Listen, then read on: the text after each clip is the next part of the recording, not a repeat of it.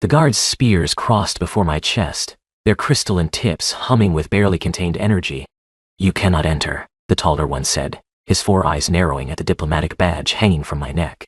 "The Empress receives no one on this day." I had spent 3 months learning Valori customs, memorizing their 17 forms of formal address, studying the precise angles of respectful bows. None of that mattered now.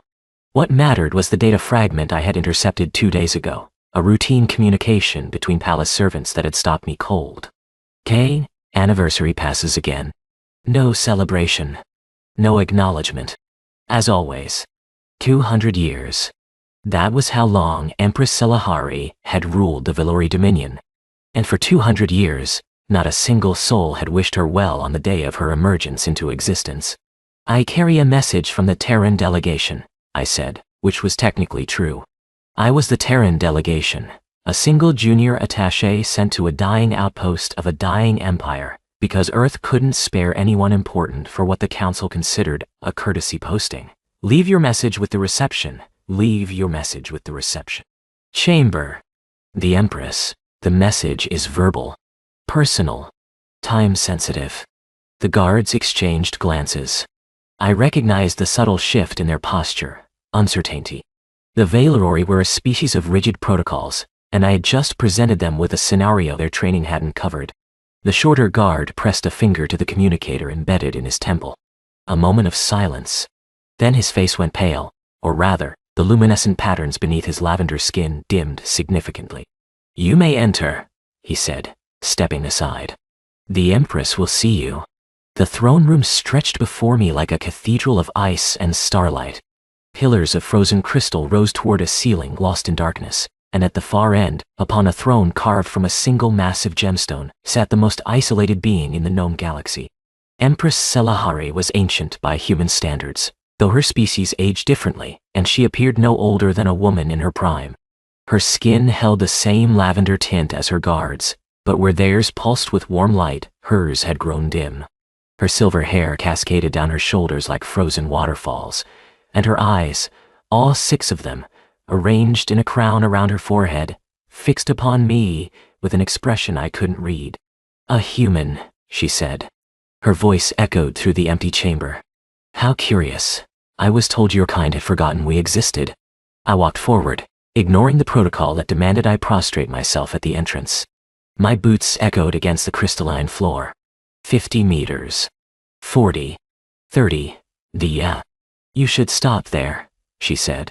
"My guards will kill you if you approach closer. Your guards are outside, Majesty. I could kill you myself. You could." I kept walking. 20 meters. 10. "But you won't." I stopped at the base of her throne, close enough to see the fine lines at the corners of her eyes, the slight tremor in her hands. Close enough to see that beneath the imperial mask, she was simply tired. "Why are you here, human? What message could your people possibly have for the Valori that couldn't wait for proper channels?" I reached into my jacket pocket. Her hand twitched, a defensive reflex, but I moved slowly, deliberately. I pulled out a small object, wrapped in synthetic silk. "No one had told her happy birthday in 200 years, I said quietly. I thought that should change. Her eyes, all 6 of them, widened. The light beneath her skin flickered erratically. "What did you say?" I unwrapped the silk to reveal a small cake, barely larger than my palm, hastily assembled from the limited ingredients available in my quarters. Blue frosting, because I had read that Valori associated the color with joy. A single candle, unlit. "Happy birthday, Majesty." The silence that followed seemed to freeze the air itself. Empress Selahari stared at the cake as if I had presented her with a live explosive. Then slowly, her lower hands, the ones she kept hidden beneath her robes, rose to cover her mouth. "This is..." She couldn't finish the sentence. "You... How did you..." I intercepted a communication. Accidentally. I held out the cake. "I know it's not much. I know it breaks about 17 different protocols. But where I come from, no one should spend their birthday alone. You do not know what you have done," she whispered. "To approach me uninvited, to address me without proper forms, to offer a gift without presenting it through the Ministry of Imperial Gifts. I know exactly what I've done, Majesty. I've committed approximately 32 violations of Valori court etiquette. I smiled slightly, but I've also done something no one else has done in 2 centuries. I've acknowledged that you exist as something more than a title. Her composure cracked. It was subtle, a trembling of her shoulders, a deepening of the color beneath her skin. But I saw it. Leave, she said. Her voice had lost its imperial resonance. Leave now, before I forget that your species has diplomatic immunity. I set the cake on the lowest step of her throne and bowed, not the elaborate prostration her protocols demanded, but a simple human bow of respect. Happy birthday, Empress Salahari. I hope the next 200 years bring you more than silence. I turned and walked away. I made it 3 steps before her voice stopped me. Human.tl. I looked back. She had picked up the cake. Her lower hands cradled it like something precious and breakable. In that moment, she didn't look like an empress. She looked like a woman who had just remembered what it felt like to be seen. What is your name, Marcus Cole, Majesty? Junior Diplomatic Attaché, Terranin Embassy. Marcus Cole, she repeated. The syllables sounded strange in her accent, but she spoke them carefully, as if committing them to memory. You should not have done this. Probably not. You will face consequences. Probably. And now you will face consequences. Her eyes met mine, and for the first time I saw something other than imperial detachment in their depths. Thank you. The words were barely audible, but they were there. I nodded once and walked out of the throne room, leaving the Empress of the Valori Dominion holding a lopsided cake and crying for the first time in 200 years. The summons arrived 3 days later. I had spent those 3 days waiting for guards to appear at my quarters, for diplomatic notes demanding my expulsion, for any of the consequences Empress Salahari had warned me about. Instead, I received silence, and then a single crystalline token delivered by a nervous functionary who refused to meet my eyes. You are to attend the Empress in her private study, he said. Immediately. The private study was smaller than I expected, intimate even. Shelves lined with crystalline data tablets covered the walls, and a window of transparent ice offered a view of the frozen mountains beyond the palace. The Empress stood with her back to me, gazing out at the landscape. She wore no crown today, no ceremonial robes, just a simple gown of deep blue that made the patterns beneath her skin glow more brightly. Close the door, she said without turning. I obeyed. I have been Empress for 203 years, she continued. In that time, I have received exactly 472 assassination attempts, 17 coup attempts, and 3 declarations of war, or die. I have been betrayed by advisors, abandoned by allies, and feared by my own people. She turned to face me. No one has ever given me a birthday present. That seems like a significant oversight. It is not an oversight, Marcus Cole. It is policy. She moved toward a seating area near the window and gestured for me to sit. Valori do not celebrate individual existence. The concept is considered selfish. To acknowledge one's birth is to place personal significance above collective duty. I sat across from her, noting the unusual informality of the arrangement. No throne, no elevated position, just 2 beings on equal seating. That sounds lonely, I said. It is efficient. But her voice carried no conviction. Personal attachments cloud judgment. Emotional bonds create vulnerabilities. A ruler must be above such things. And how has that worked out for you? Her eyes flickered. A flash of something that might have been anger, or might have been pain. You are remarkably direct for a diplomat. I'm a remarkably bad diplomat. That's why they sent me here, to the declining outpost of a fading empire. She tilted her head. Your superiors view this posting as punishment. My superiors view this posting as irrelevant. There's a difference, is there? I leaned forward. Punishment implies they care enough to be angry. Irrelevance means they've simply forgotten that I exist, that you exist, that any of this matters. Salahari was silent for a long moment. When she spoke again, her voice had lost some of its formal cadence. Why did you really come to my throne room, Marcus Cole? Not the diplomatic explanation. The truth. I considered lying. I considered a dozen polished responses that would preserve professional distance and diplomatic protocol. But something in her eyes, the same raw honesty I had glimpsed when she held that ridiculous cake, demanded better. Because I know what it's like to be invisible, I said. To exist in a space where no one sees you as a person, just a function, a role to be filled. I paused. I spent 3 years on a research station in the outer colonies. 67 crew members. Not once did anyone ask how I was, what I wanted, whether I was happy. I met her gaze. I told myself it didn't matter, that I didn't need that kind of acknowledgement. And then one day I looked in the mirror and couldn't remember the last time I had smiled. Selahari's hands tightened on the arms of her chair. You speak of isolation as if it were a sickness. Isn't it? For humans, perhaps.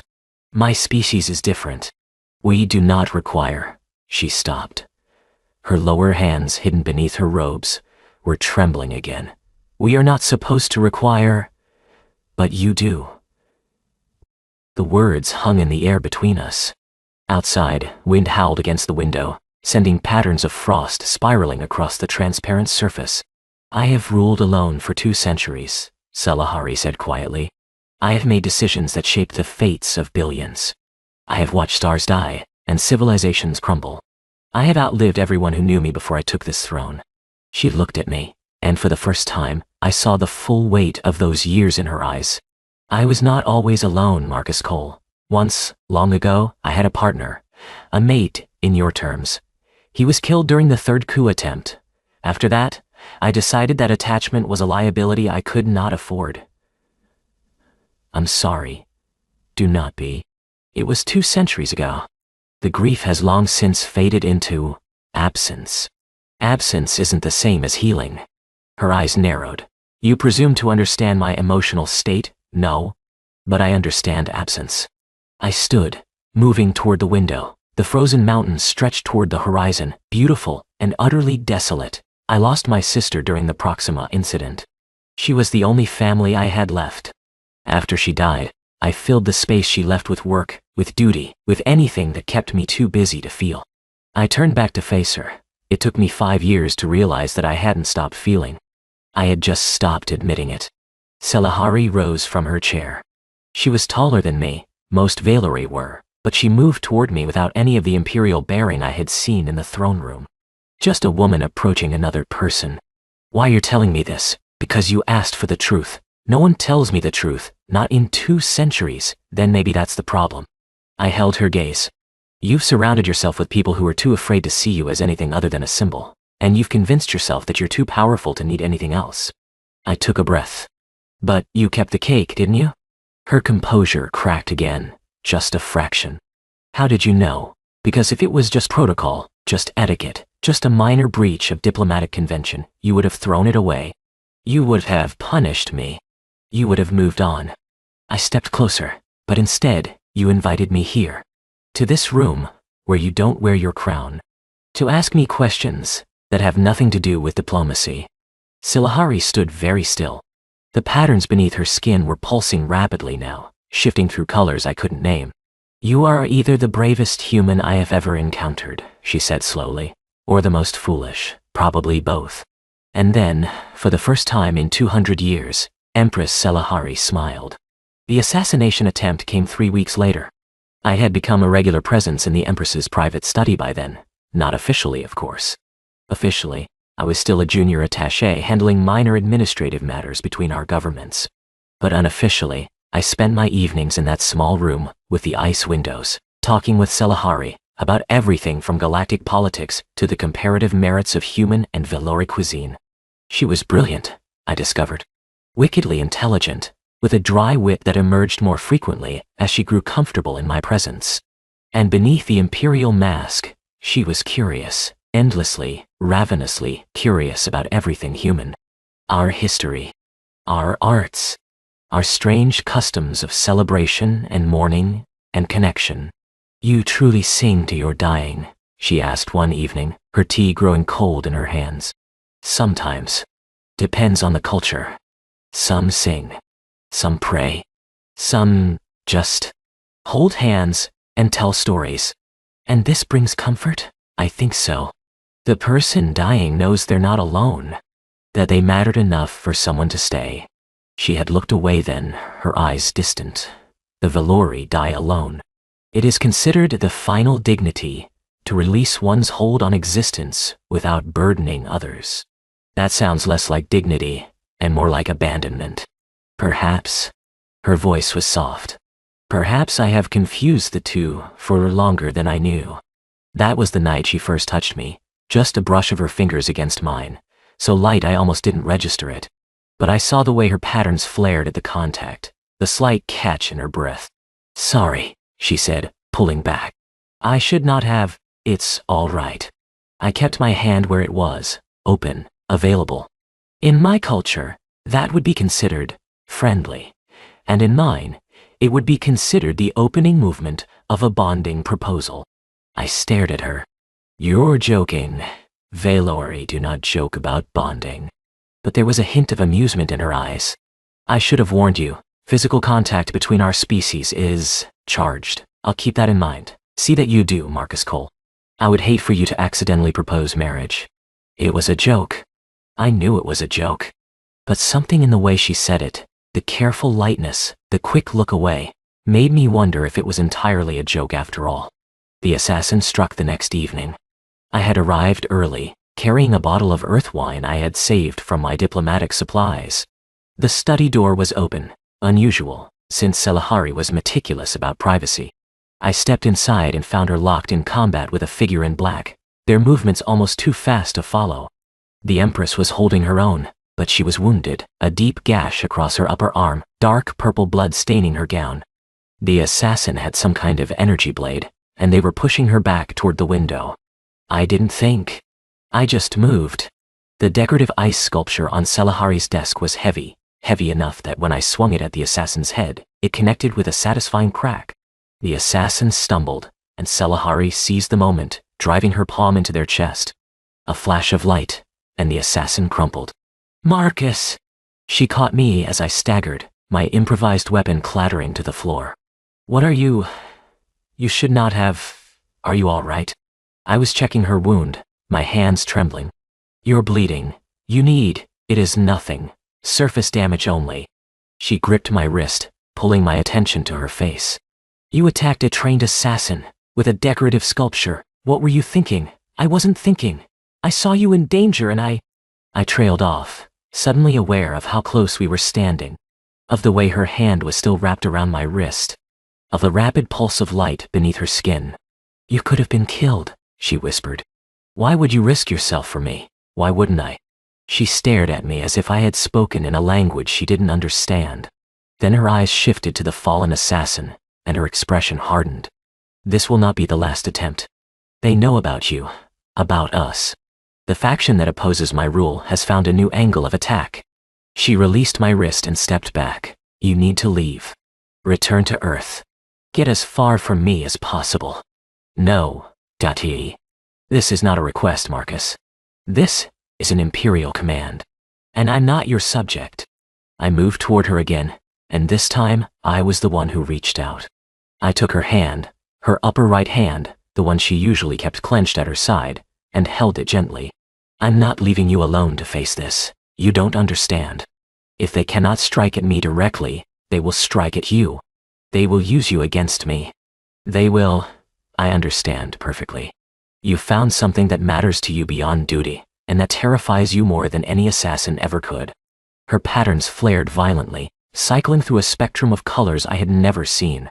Her other hands rose as if to push me away, but instead they settled on my shoulders, trembling. This cannot work, she said. My people would never accept a human consort. Your people would never understand a union with an alien empress. The political ramifications alone, Selahari. I said her name without the title for the first time. I didn't walk into your throne room 3 weeks ago because I was thinking about political ramifications. I walked in because no one should be forgotten. No one should be invisible. I squeezed her hand, least of all you. She made a sound I had never heard from a Valori before, something between a sob and a laugh.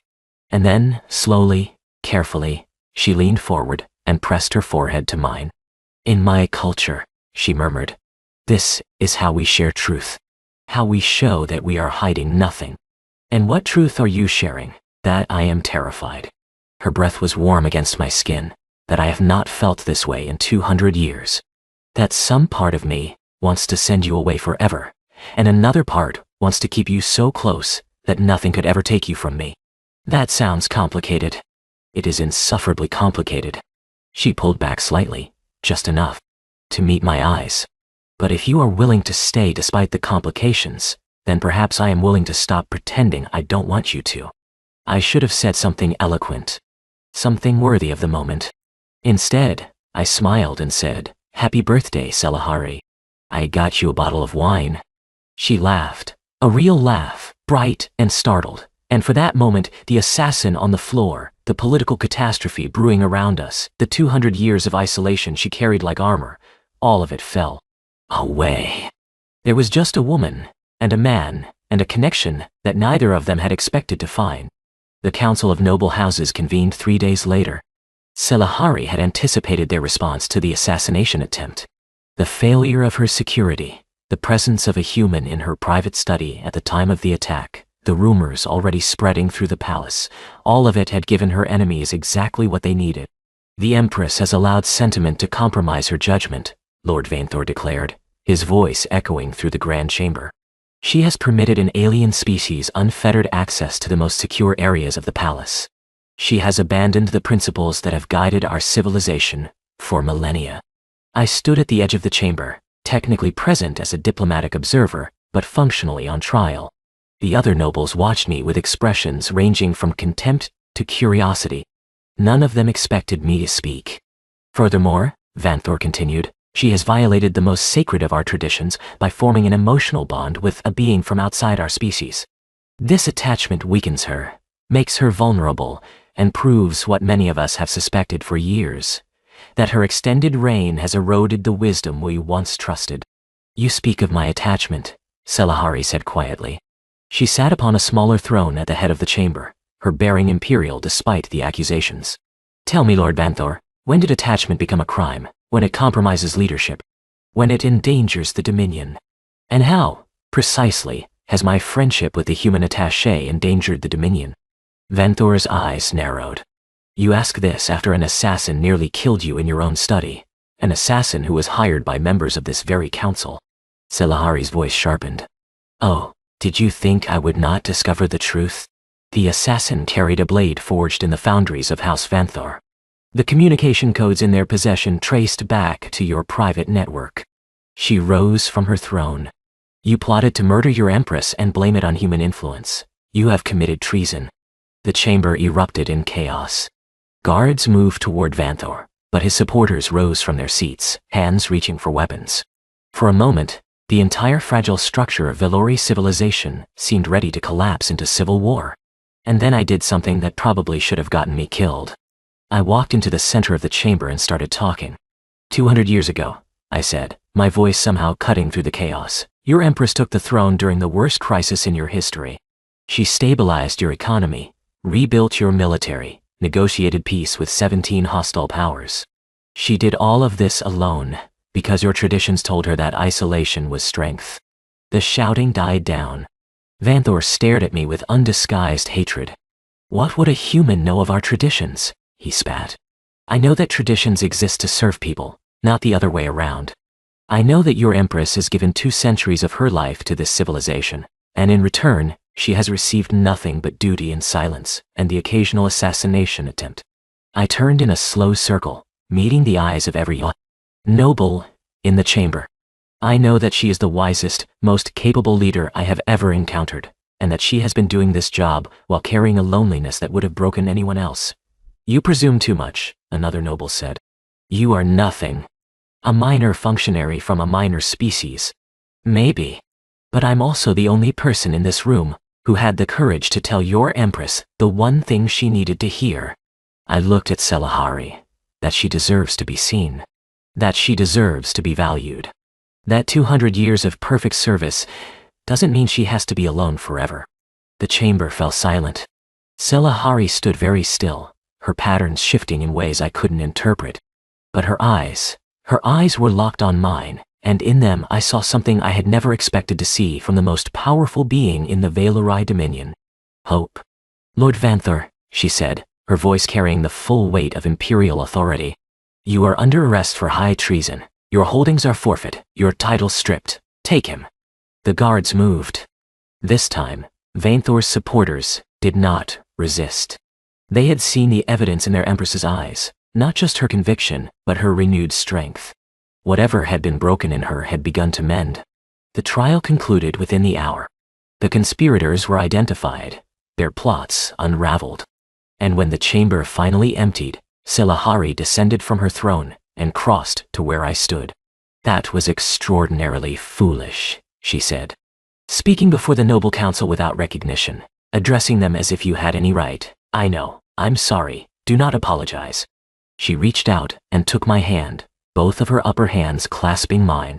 No one has ever defended me like that, not once in 2 centuries. Then your nobles have been idiots for 2 centuries. She laughed, that bright, startled sound I was beginning to love. Perhaps. But you? She stepped closer, close enough that I could feel the warmth radiating from her skin. You are something else entirely, Marcus Cole. I'm a junior attaché from a minor species. You are the man who walked into my throne room uninvited. Who gave me a cake on my birthday? Who attacked a trained assassin with a decorative sculpture and then held my hand while I cried? Her patterns were glowing now, pulsing with colors I was finally starting to understand. You are against all logic and tradition, the person I have chosen. Chosen? It is not precisely a proposal, not yet. Her eyes met mine. But in Velori custom, when an empress declares someone as chosen, it means that she has found the one she will stand beside. The one who will share her burdens and her joys. The one who will never leave her forgotten again.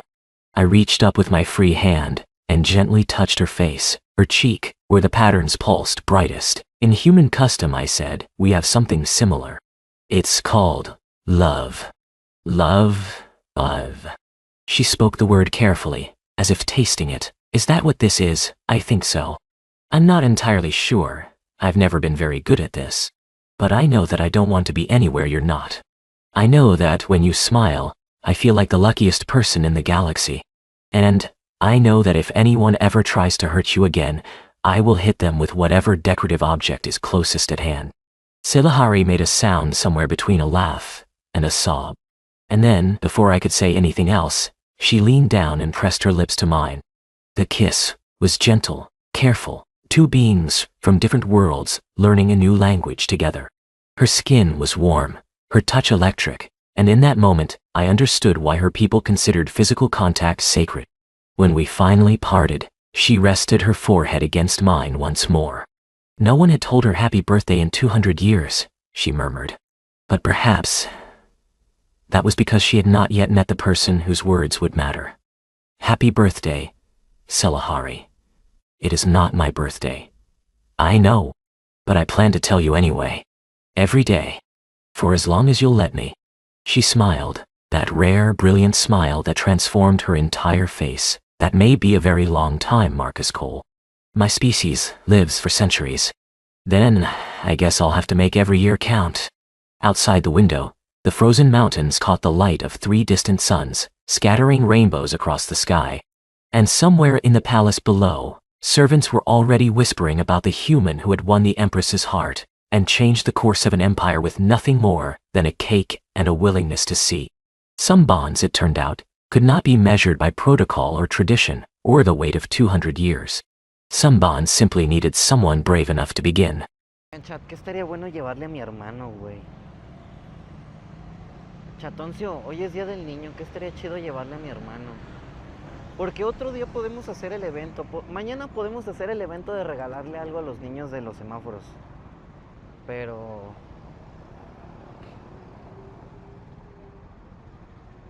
es broma, regresa, Mariel.